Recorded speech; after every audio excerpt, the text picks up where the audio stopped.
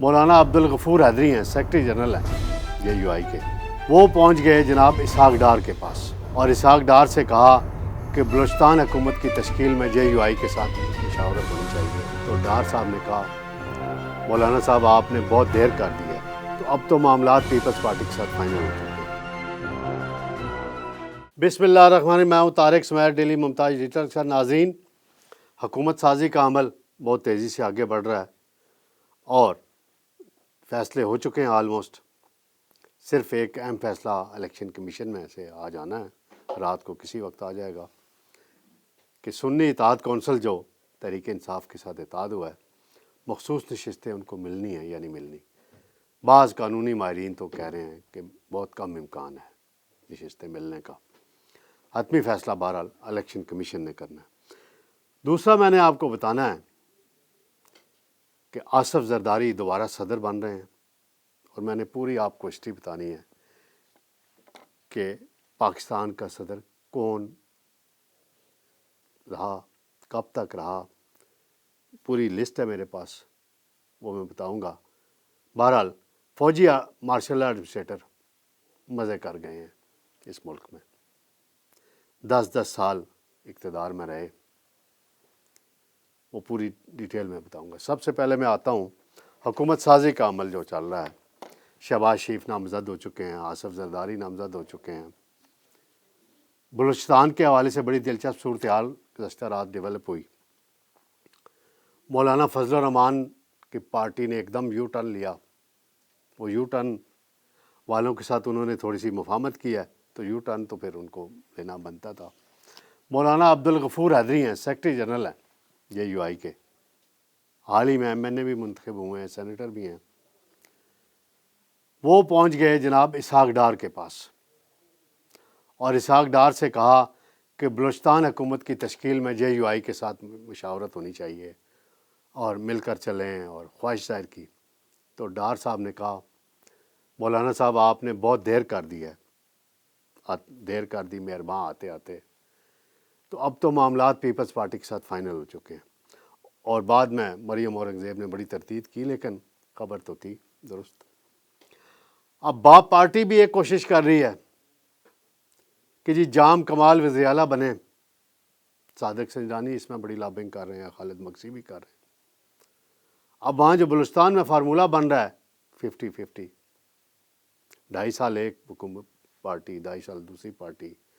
یہ پہلے بھی 2013 میں ہو چکا ہے. میاں نواز شریف نے جب عبد المالک صاحب کو نیشنل پارٹی والوں کو وزیر اعلیٰ بنایا تھا، پھر 2.5 سال بعد نواب ثناء اللہ زہری کو بنایا اور وہ نہیں چلا سکے معاملات، اور پھر فیض حمید فارمولہ آ گیا بلوچستان میں. ساری نون لیگ راتوں رات باپ کے کہنے پہ باپ پارٹی بن گئی. تو سلسلہ چلتا رہا. وہی جام کمال جو سب سے پہلے چھوڑ کے گئے تھے، وہی اب نون لیگ بلوچستان کی طرف سے وزارت اعلیٰ کے امیدوار ہیں، اسپیکرشپ نیشنل اسمبلی کے امیدوار بھی بنے بیٹھے ہیں. تو یہ پاکستان کی سیاست میں یہ سلسلے چلتے رہتے ہیں. بہرحال ایک مثبت بات یہ ہے پاکستان کی اکانومی کے لحاظ سے کہ حکومت سازی کے حوالے سے فیصلے ہوئے ہیں.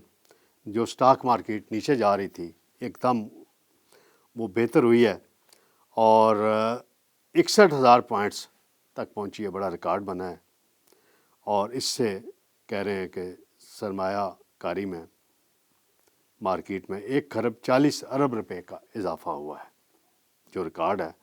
اور یہ بڑی خوشائند بات ہے کہ معیشت، اصل مسئلہ پاکستان کا اس وقت معیشت ہے. اگر شہباز شریف صاحب نے وہی کام کیا جو 2016 والے یعنی 2022 کے عدم اعتماد کے بعد 16 ماہ کی PDM حکومت میں کیا تھا، تو پھر تو اللہ ہی حافظ ہے. لیکن ہمیں نا امیدی نہیں رکھنی چاہیے، امید برقرار رہنی چاہیے، اور توقع رکھنی چاہیے کہ وہ معیشت کو فوکس کریں گے، مہنگائی کو کنٹرول کریں گے، زرعی شعبے کو فوکس کریں گے، نوجوانوں کو فوکس کریں گے، تو حالات بہتر ہوں گے. ناظرین، دوسرا معاملہ ہے اسی سے جڑا. الیکشن کمیشن میں مخصوص نشستیں ہیں جو 270 کے قریب ہیں. نیشنل اسمبلی کی بنتی ہیں 70، باقی صوبوں میں ہو جاتی ہیں. تو تحریک انصاف کے ساتھ ہاتھ ہوا تھا، انتخابی نشان ان کو نہیں ملا، اور اب وہ سنی اتحاد کونسل میں شامل ہوئے. کل انہوں نے پوری لسٹ دے دی ہے الیکشن کمیشن کو. اب الیکشن کمیشن میں یہ فیصلہ ہونا ہے کہ تحریک انصاف اکاموڈیٹ ہوگی سنی اتحاد کونسل کی صورت میں کہ نہیں ہوگی. کنور دلشاد صاحب بھی کہہ رہے ہیں 50-50 بات کر رہے ہیں. کچھ اور قانونی ماہرین بھی کہہ رہے ہیں کہ بہت کم امکان ہے. اس کا وہ یہ جواز دے رہے ہیں کہ جو لسٹ ہے اسپیشل نشستوں کی، خواتین کی اور اقلیتوں کی، وہ جب الیکشن شیڈول آیا تھا اس وقت جمع کرا دی گئی تھی اور ان کی اسکروٹنی بھی ہو گئی تھی. لہٰذا اب نئی فہرست جو ہے اس کو ایکسیپٹ کرنا ناممکن ہے. تو دیکھتے ہیں صورتحال کیا بنتی ہے. ناظرین، آصف زرداری صدر پاکستان بن رہے ہیں. میں نے آج ایک لسٹ نکالی ہے کہ پاکستان میں پہلے گورنر جنرل کا سسٹم تھا، قائد اعظم بنے، پہلے گورنر جنرل تھے، پھر آگے لیاقت علی خان صاحب، پھر سلسلہ چلتا رہا 56-58 تک. میجر جنرل سکندر مرزا صاحب جو ہیں یہ صدر بنے جی 23/3/1956 سے 27/10/1958 تک. پھر جناب آگے اس پاکستان میں سب سے پہلا مارشل لا لگا فیلڈ مارشل ایوب خان صاحب نے لگا دیا جی ماشاء اللہ. وہ ناظرین تقریباً 11 سال تک صدر رہے اور 27/10/1958 سے 25/3/1969 تک وہ صدر رہے، فوج کے سربراہ بھی رہے. اور پاکستان میں پہلی دھاندلی کا آغاز اگر کہا جائے کیا، آج کل عمر ایوب بہت چیخیں مار رہے ہیں نا، دھاندلی ہوئی تو ان کے دادا نے کی تھی. فاطمہ جناح کو، قائد اعظم کی ہمشیرہ کو دھاندلی کر کے ہروایا گیا تھا.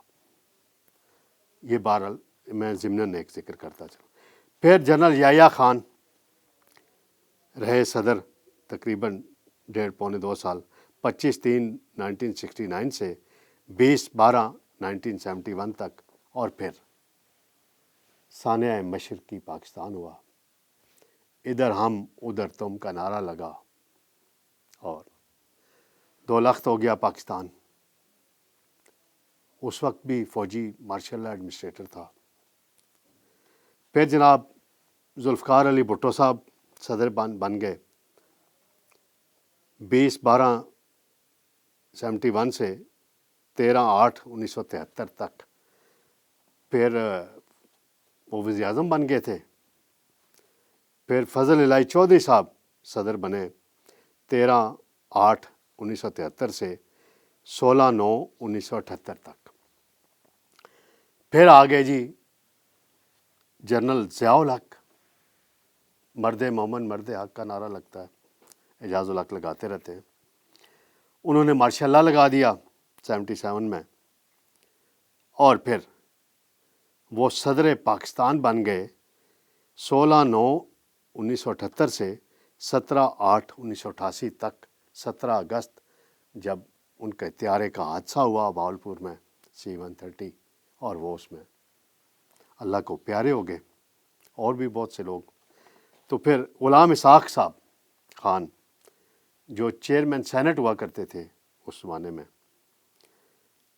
وہ قائم مقام صدر پہلے بنے، پھر وہ الیکٹڈ صدر بن گئے، اور بے نظیر بھٹو نے انہیں صدر بنانے میں ووٹ دیا تھا. اس وقت کی IGI نون لیگ نے بھی ووٹ دیا تھا. پھر وسیم سجاد صاحب کچھ عرصہ ایکٹنگ صدر رہے. پھر سردار فاروق لغاری صاحب کو بے نظیر بھٹو نے پیپلز پارٹی کی طرف سے صدر بنایا 1993 میں، 14/11/1993 سے 2/12/1997 تک رہے، کیونکہ پھر ان کو استعفیٰ دینا پڑا، ان کے نواز شریف سے اختلافات پیدا ہو گئے تھے. اور وسیم سجاد پھر دوبارہ ایکٹنگ صدر رہے کچھ عرصہ. پھر جناب الیکٹڈ صدر آتے ہیں جسٹس رفیق تارڑ صاحب، جسٹس ریٹائر رفیق احمد تارڑ صاحب،